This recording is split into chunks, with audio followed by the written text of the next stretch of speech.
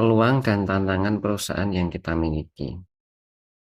Nah, SWOT sendiri, sebentar saya full screen kan.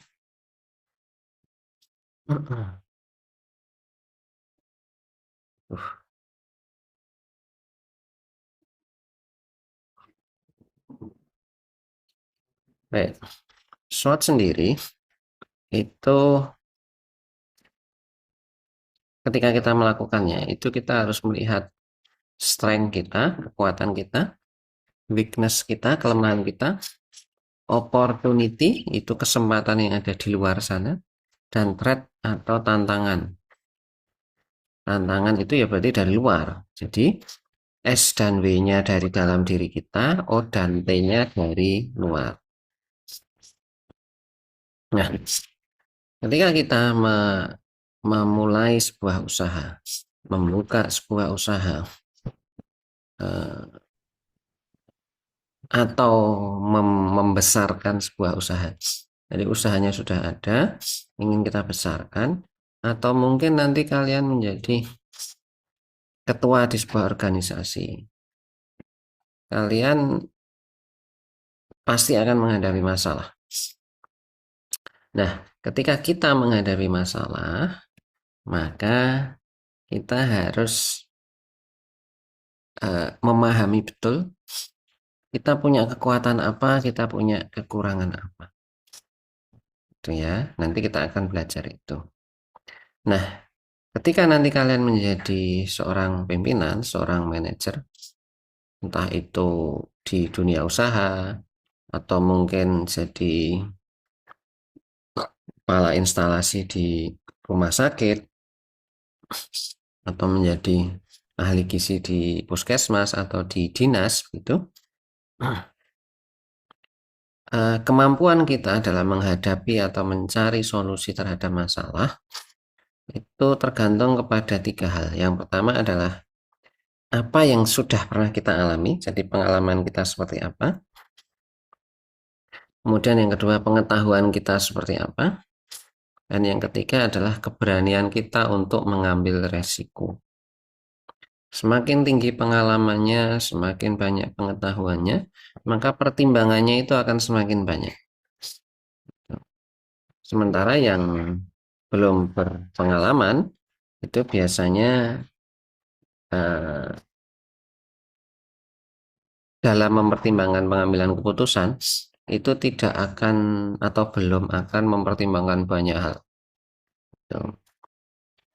Nah, jadi otomatis sejak sekarang sebenarnya sangat penting bagi kalian untuk memiliki pengalaman organisasi. Kemudian sangat penting juga bagi kalian untuk mengetahui dalam sebuah organisasi, dalam sebuah usaha, itu apa yang harus disiapkan, apa yang harus dilakukan, dan apa yang harus dievaluasi setelah dilakukan, apa yang harus dievaluasi. Nah, ketika kita menghadapi sebuah masalah, maka kita harus mencari alternatif solusi. Banyak sekali pilihan ya. Banyak sekali pilihan yang bisa kita ambil, tapi tentu saja setiap pilihan itu nanti memiliki resiko, memiliki kebutuhannya sendiri-sendiri. Kebutuhan yang dimaksud adalah kebutuhan sumber daya yang dibutuhkan. Nah, semua masalah itu harus kita analisis. Kita analisis penyebabnya apa, mengapa itu bisa terjadi, kekurangan kita apa, kenapa muncul masalah itu, kemudian dari apa yang kita miliki, apa yang ada di luar sana, kita akan mendapatkan solusi, alternatif solusi.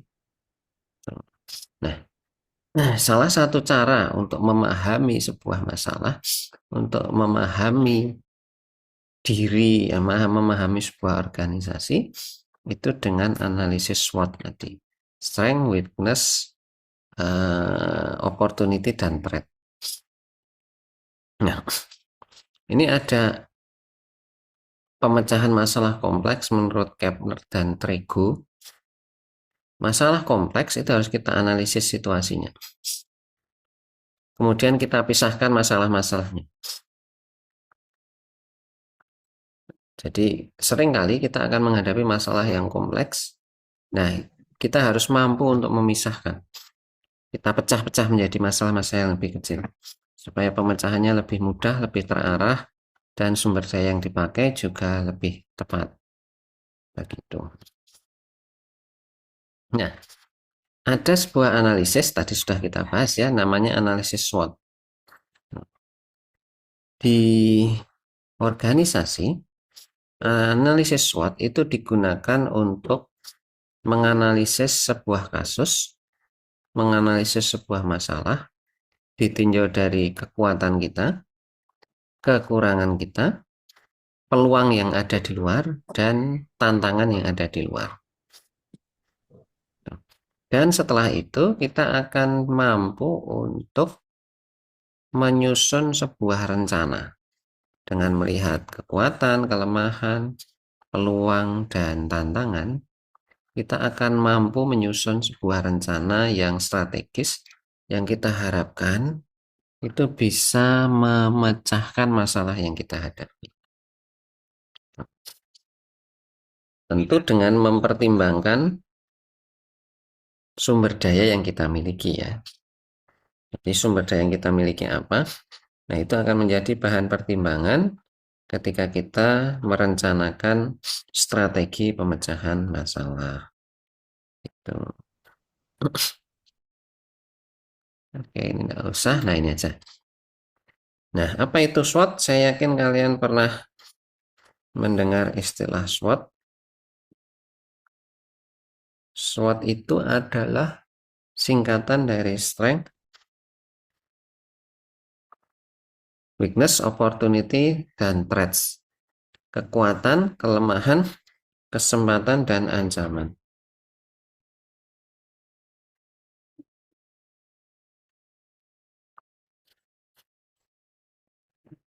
Dalam analisis SWOT ini, kita berupaya menentukan metode untuk memanfaatkan secara maksimal semua kekuatan yang ada, serta peluang-peluang yang ada di luar, dengan meminimalkan semua kelemahan dan ancaman. Jadi kita maksimalkan S dan O-nya, kemudian W dan T-nya itu kita minimalkan. Memang tidak mudah. Ketika kita melakukan analisis SWOT, maka kita harus paham dengan kondisi kita, dan kita harus berani menuliskan apa adanya. Kekurangan, terutama di kekurangannya. Kadang-kadang dalam sebuah organisasi, itu sulit bagi seorang manajer untuk menuliskan kekurangan.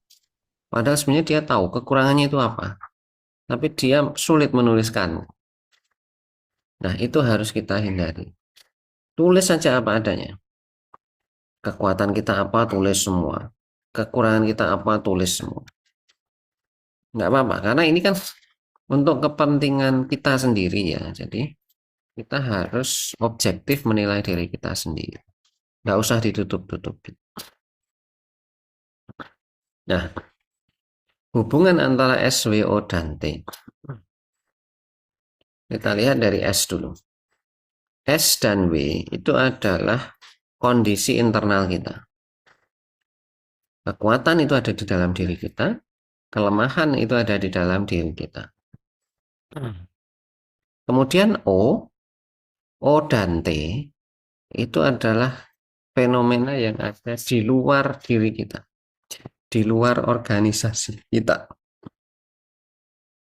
Nah, ini adalah pengaruh yang sifatnya eksternal. Kalau dalam dunia pendidikan tinggi di UMS misalnya, S dan W itu ada yang di dalam UMS. S dan W adalah hal-hal yang ada di dalam UMS. Sementara O dan T itu di luar UMS. Misalnya kebijakan pemerintah, terus kondisi sosial ekonomi, terus persaingan antar perguruan tinggi. Nah, itu eksternal sifat. Kemudian strength dan opportunity, kekuatan dan kesempatan itu adalah kekuatan pendorong kita, yang mendorong kita supaya lebih baik, lebih maju. Gitu. Sementara weakness, kelemahan dan threat, tantangan, itu adalah dua hal yang menjadi penghambat kita untuk maju. Jadi diingat, S dan W itu dari dalam, O dan T itu dari luar, S dan O itu akan menjadi pendorong bagi kita, sementara W dan T itu akan menjadi penghambat bagi kita. Itu ya, jadi jangan terbalik. Nah, kekuatan, apa yang bisa kita tulis di kekuatan kita? Kita harus memahami situasi dan kondisi kita sendiri. Ya, kita punya cita-cita. UMS itu punya cita-cita. Prodi punya cita-cita. Kalau kalian punya usaha, itu kalian juga punya cita-cita, mesti memajukan usaha kalian. Kemudian UMS punya kebijakan, aturan-aturan. Kemudian UMS juga membagi sumber daya manusianya. Kemudian mereka memiliki tugas pokok, fungsi, dan sasaran. Ketika kalian punya usaha pun, sumber daya yang kalian miliki itu akan kalian beri tugas. Kalian akan menyiapkan memberikan fungsi bagi setiap sumber daya. Sasaran juga harus ada. Kemudian yang berikutnya, organisasi itu juga punya filosofi dan tata nilai. Kalau kita di UMS ya Al-Islam Kemuhammadian itu filosofi dan tata nilai kita. Kemudian kita juga punya kekuatan. Siapa orang-orang yang berada di organisasi kita? Keterampilannya bagaimana? Sudah punya pengalaman atau belum? Dan lain-lain. Gitu ya. Kalau di perguruan tinggi ya ada teknologi, ada laboratorium, ada sumber daya energi seperti itu. Itu adalah kekuatan kita. Kalau di usaha ya kekuatannya misalnya posisi yang strategis, kemudian sumber dayanya siapa saja. Kalau kalian punya warung misalnya, siapa yang bisa masakannya enak seperti itu. Itu adalah kekuatan. Sementara kelemahannya itu juga macam-macam. Misalnya ya, birokrasi yang berbelit-belit. Itu kekurangan, kelemahan. Kalau kalian punya warung misalnya, keterbatasan sumber daya manusianya. Misalnya belum punya pegawai. Kalau belum punya pegawai berarti ya waktu bukanya mungkin terbatas. Tidak bisa dari pagi sampai malam karena kita harus istirahat juga kan. Kemudian misalnya lemahnya disiplin pegawai. Kalau di birokrasi, di UMS itu ada yang jabatan rangkap misalnya. Atau mungkin kelemahan yang lain adalah kesejahteraan pegawai dan lain-lain. Tulis itu semua. Kekurangan-kekurangan kita tulis semua, tidak apa-apa. Misalnya ya kalian punya warung, listriknya hanya 900 watt. Masih kurang terang gitu ketika malam. Tulis itu tidak apa-apa. Kemudian misalnya eh, warungnya kurang luas gitu misalnya. Air bersihnya terbatas misalnya. Nah, itu kekurangan kita, kelemahan kita. Kemudian ada peluang. Peluang itu hal-hal yang di luar kita tetapi bisa kita manfaatkan. Kalau dari perguruan tinggi misalnya UMS ya, peluang itu misalnya jumlah lulusan SMA yang masih sangat banyak. Itu peluang. Kemudian adanya dana bantuan dari pemerintah, itu peluang. Kepercayaan masyarakat, itu peluang. Nah, kita pilih peluang-peluang yang tentu bisa kita manfaatkan ya. Jangan menulis peluang-peluang yang tidak bisa kita manfaatkan. Gitu. Misalnya peluangnya prodi gizi misalnya ya. Kok menuliskannya misalnya hmm, adanya dana pemerintah untuk membangun infrastruktur jalan misalnya. Itu tidak masuk di kita. Tapi kalau kalian punya usaha, maka misalnya ya peluangnya itu eh, kemungkinan jalan depan warung yang akan semakin ramai itu peluang. Misalnya kemudian di dekat warung ada perumahan baru, nah itu peluang. Tulis itu semua. Kemudian ancaman. Ancaman itu hal-hal atau fenomena di luar organisasi kita yang jika itu tidak kita tangani dengan baik, itu akan membahayakan organisasi. Nah, misalnya kalau UMS, ancamannya apa? Ancamannya semakin banyak perguruan tinggi di sekitar Surakarta misalnya. Itu ancaman. Terus semakin banyak lulusan SMA yang memilih untuk tidak kuliah, lebih memilih untuk kursus misalnya, itu ancaman.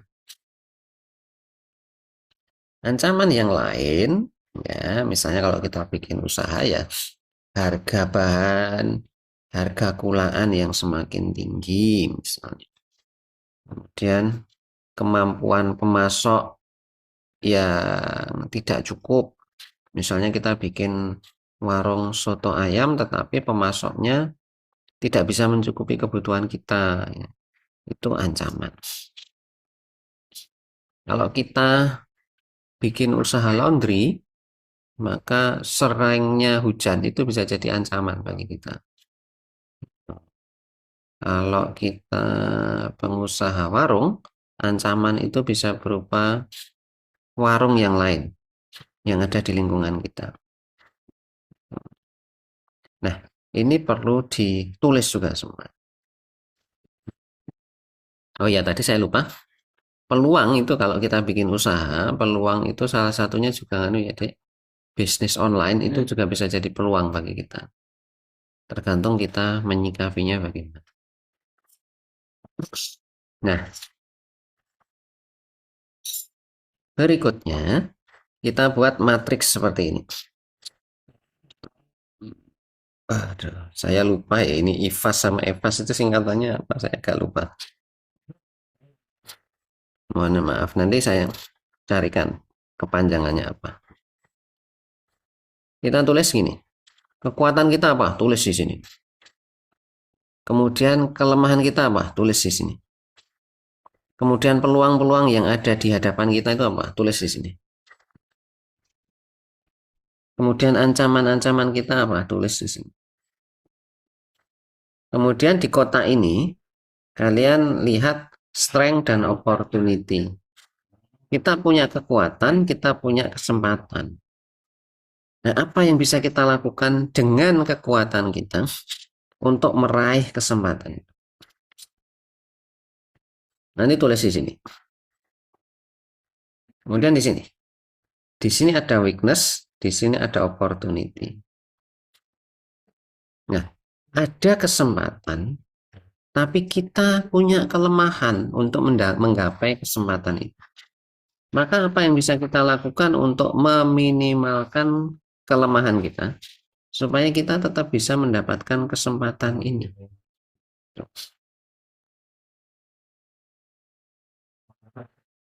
Misalnya ya, eh, di misalnya kita bikin warung, di dekat warung itu ada perumahan baru.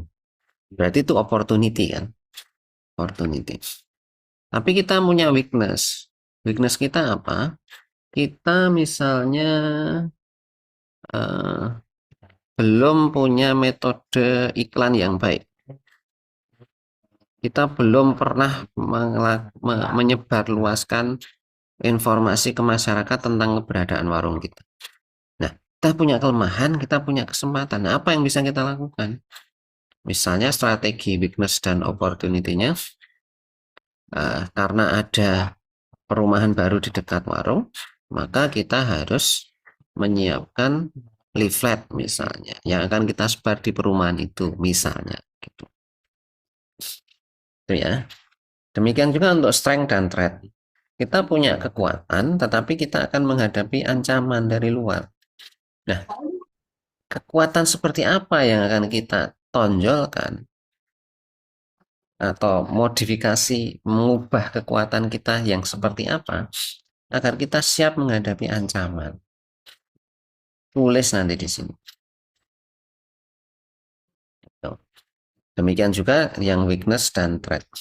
Tapi weakness dan threat itu biasanya tidak dibuatkan strategi. Tapi ada juga sih yang membuat strategi weakness threat-nya ada. Biasanya yang dibuatkan strategi itu SO, WO, dan ST. Biasanya itu. Di beberapa organisasi malah hanya SO dan ST. Itu ya. Jadi sebaiknya memang empat-empatnya dibuat. Tapi kalau kesulitan mungkin bisa dibuatkan 3 saja. SO, WO, dan ST. Nah, ini contohnya. Baik, ada yang ingin ditanyakan?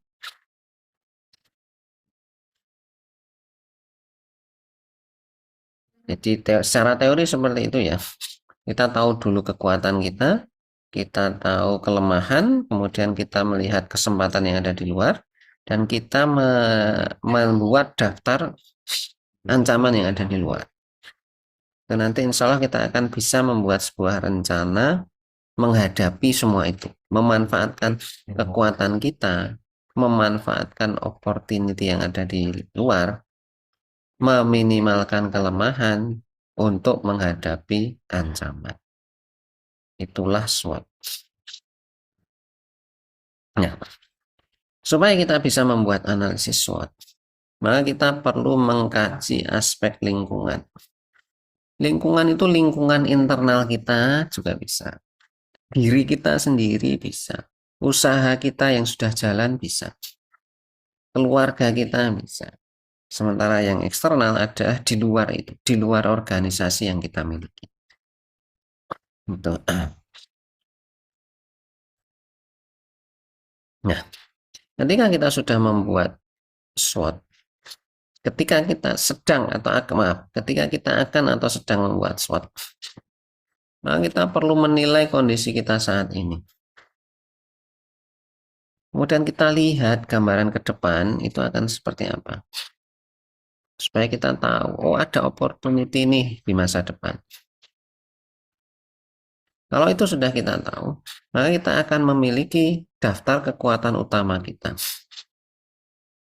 Kekuatan tambahan yang kita miliki, faktor-faktor yang tidak mempengaruhi usaha kita, kelemahan yang kita miliki, kemudian apa yang ada di luar yang mungkin akan mempengaruhi kita. Memang tidak mudah, karena seringkali dalam sebuah usaha, dalam sebuah organisasi, itu kita merasa bahwa semuanya baik-baik saja, semuanya oke. Sehingga kita tidak mampu berkaca, kemudian menuliskan kelemahan kita itu apa. Padahal sebenarnya kita punya kelemahan. Itu ya. Dulu ketika UMS pertama kali membuat analisis SWOT untuk merencanakan kegiatan, mungkin di sekitar tahun 2014-an gitu ya. Semua yang diminta untuk membuat analisis SWOT. Jadi prodi-prodi itu diminta untuk membuat analisis SWOT. Akhirnya bingung gitu ya. Yang harus ditulis apa, bagaimana merencanakan kegiatan, itu semua bingung. Tapi sekarang sudah jalan dengan baik. Setiap tahun, prodi, fakultas, biro, lembaga kayak gitu sudah membuat SWOT-nya dengan baik sehingga perencanaan kegiatan juga lebih baik.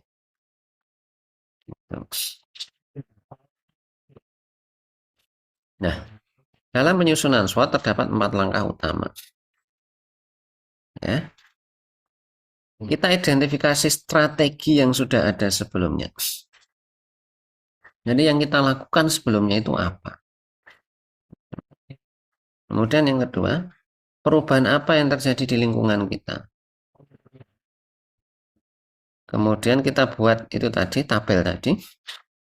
Kemudian kita mengkategorisasikan kekuatan dan kelemahan kita.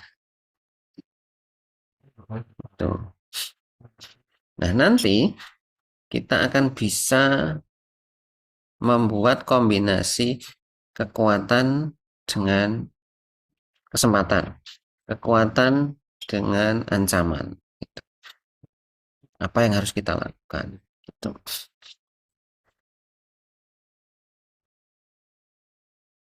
Nah, ketika kita membuat usaha, kita punya usaha atau kita mulai membuat usaha, maka kita sangat sangat perlu bagi kita untuk melihat faktor lingkungan eksternal. Kenapa? Karena lingkungan di luar diri kita, di luar usaha kita, itu sulit kita kendalikan. Tapi yang ada di dalam diri kita itu bisa kita kendalikan.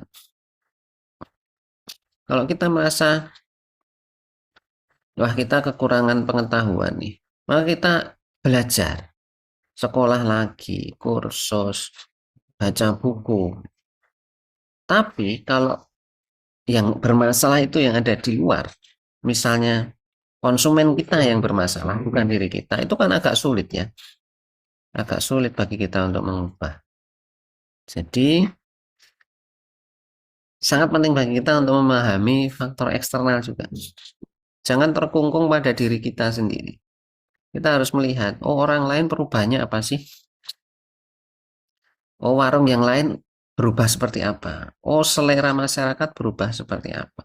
Nah itu harus kita pahami. Misalnya ya, kita punya warung ayam goreng. Dulunya bumbunya bumbu bumbu tradisional Jawa.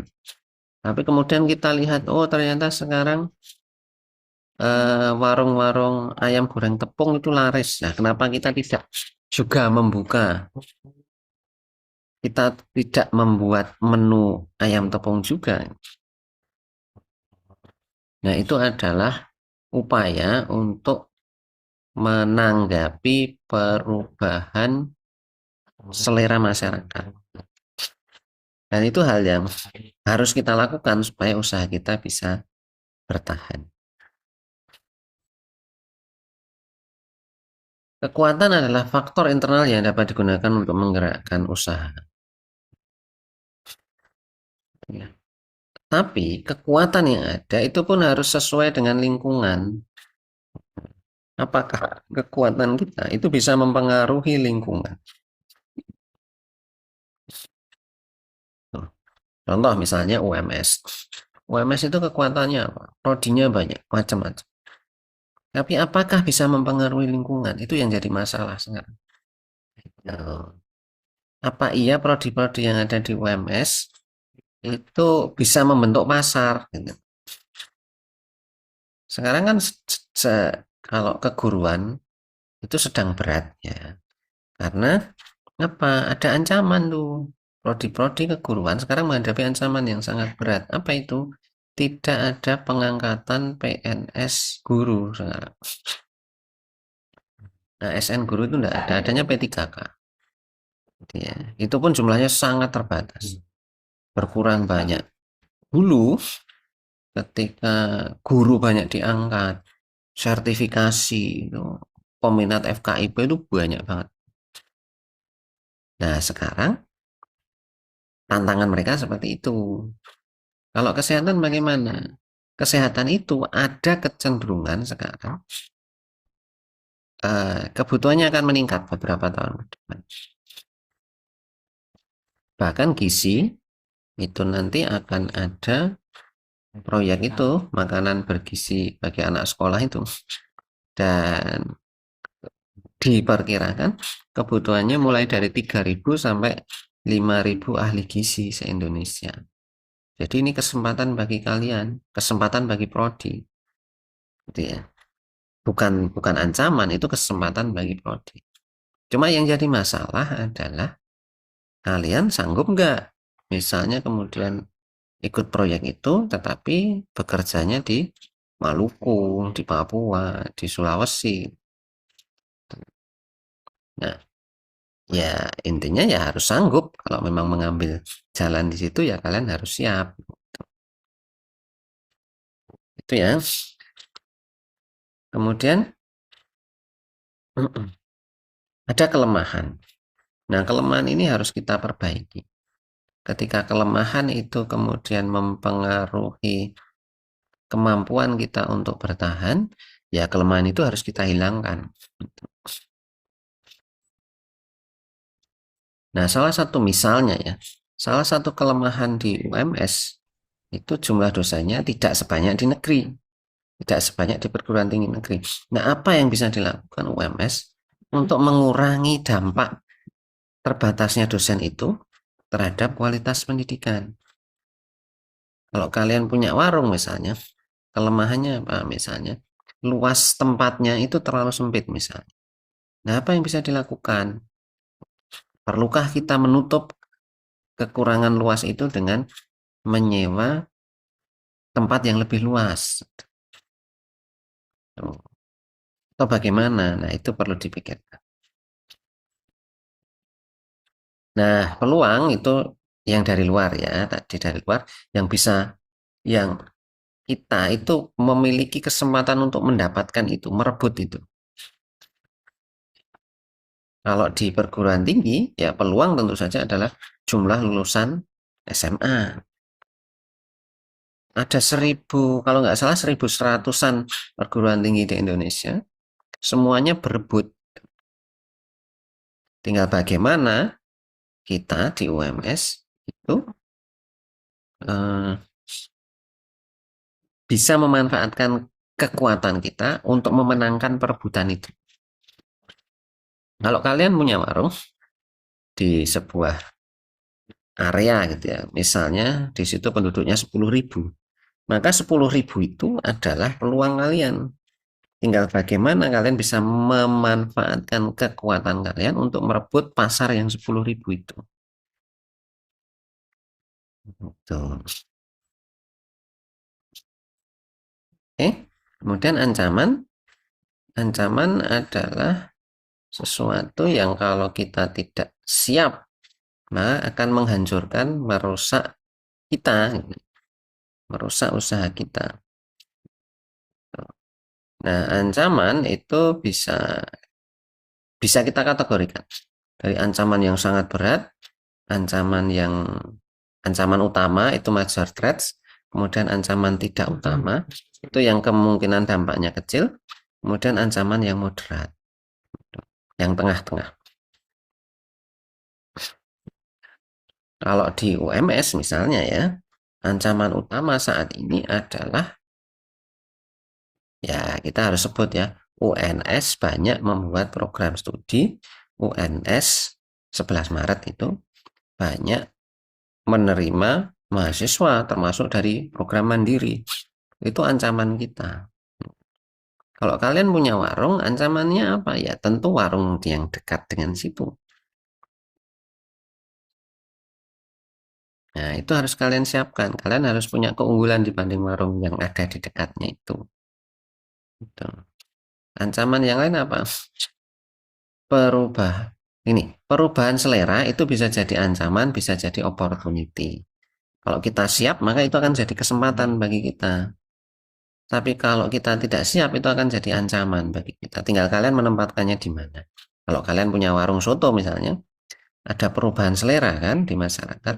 Nah, bagaimana kalian menanggapi itu? Apakah itu akan dianggap sebagai kesempatan atau dianggap sebagai ancaman? Begitu.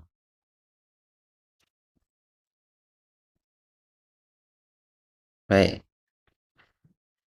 ini dari sudut pandang analisis lingkungan eksternal dapat dijelaskan institusi memiliki keunggulan jika memiliki opportunity yang besar dan threats yang kecil. Jadi kita memanfaatkan kesempatan yang banyak dengan baik, tapi kita bisa menanggulangi ancaman dengan baik, mengecilkan ancaman. Kemudian usaha itu spekulatif kalau opportunity-nya tinggi, tetapi threats-nya juga tinggi. Ya. Jadi kesempatannya sebenarnya besar, tapi ancamannya juga besar. Misalnya ya,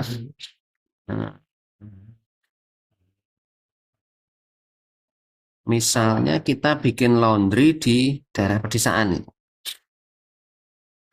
Kesempatannya besar sebenarnya ya, karena misalnya penduduknya banyak. Tetapi di saat yang sama ancamannya itu juga besar. Kenapa? Karena orang pedesaan itu belum terlalu memikirkan menggunakan jasa laundry misalnya. Kemudian yang ketiga, suatu usaha bersifat mature jika opportunity-nya itu kecil, threat-nya kecil. Kesempatannya itu kecil, dia sudah mendapatkan kesempatan itu, ancamannya juga kecil. Contohnya apa? Pertamina. Pertamina itu ya pasarnya dia sudah pegang. Ancamannya apa? Tidak ada ancamannya Pertamina itu. Ya kan? Nggak ada pesaing kan di sini. Nah, yang seperti itu mature. Kalau nggak hati-hati, dia akan terlena. Gitu. Karena dia merasa sudah settle, sudah ada di tempat yang sangat enak. Gitu ya. Ancamannya sedikit. Nah, sekarang ini Pertamina itu saat ini sekarang belum menghadapi ancaman yang berat. Tapi nanti kalau mobil listrik sudah makin banyak, maka Pertamina akan dapat ancaman itu. Nah, siap enggak? Sekarang kan kalau di sekitar kita mobil listrik, motor listrik masih belum banyak. Tapi kalau tambah banyak itu akan jadi ancaman bagi Pertamina.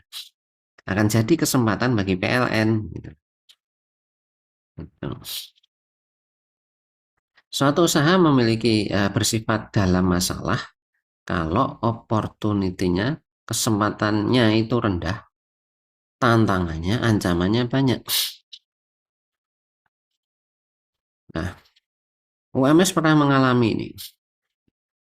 Tahun 2004 atau 2004 sampai 2007 apa ya. Saat itu jumlah lulusan SMA di Indonesia itu memang berkurang drastis karena KB keluarga berencana itu sukses. Sehingga lulusan SMA itu jumlahnya sedikit. Artinya apa? Kesempatan untuk mendapatkan jumlah mahasiswa itu juga kecil. Sementara perguruan tinggi yang ada banyak, sehingga semua berebut pasar yang kecil. Nah, jadi semua akan menghadapi masalah ketika itu terjadi. Alhamdulillah kita bisa bertahan, alhamdulillah. Ya, sampai sekarang kita bertahan dan alhamdulillah sekarang UMS semakin besar gitu. Mudah-mudahan memang bisa bertahan selamanya. Baik, itu materi SWOT kita. Nanti kalian bisa membuat SWOT untuk diri kalian sendiri ya. Setelah lulus, kekuatan kalian apa? Kelemahan kalian apa? Misalnya, opportunity di luar itu apa? Peluang kerja itu apa? Peluang usaha itu apa? Ancamannya apa? Nah, kalian perlu menyiapkan itu sekarang. Karena sekarang misalnya, yang banyak dibutuhkan itu adalah kemampuan analisis data, maka ada baiknya kalian sekarang kursus analisis data itu seperti apa.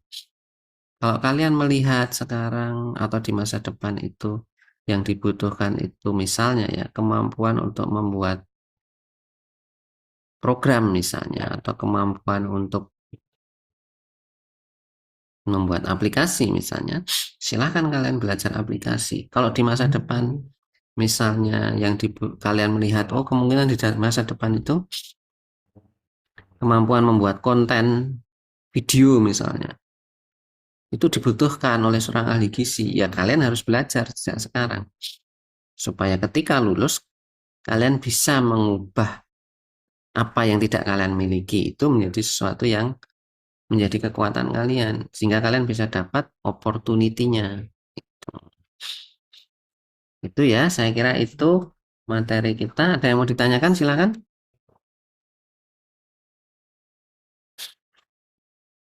Baik, tidak mudah memang membuatnya, tapi insya Allah bisa. Aduh, maaf saya tidak memperhatikan tadi ya. Nanti ini sudah saya record, nanti saya share saja linknya. Itu ya, nanti semua bisa menonton lagi. Oke, sebagai presensi silahkan menuliskan nama dan NIM di kolom chat. Sambil nunggu, kalau ada yang mau tanya silahkan. Baik, nggak ada. Silahkan nulis nama dan NIM di kolom chat.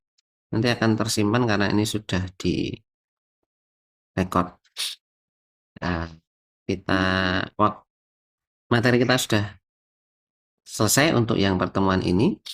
Besok materi berikutnya kita akan belajar memilih tempat usaha karena itu juga penting.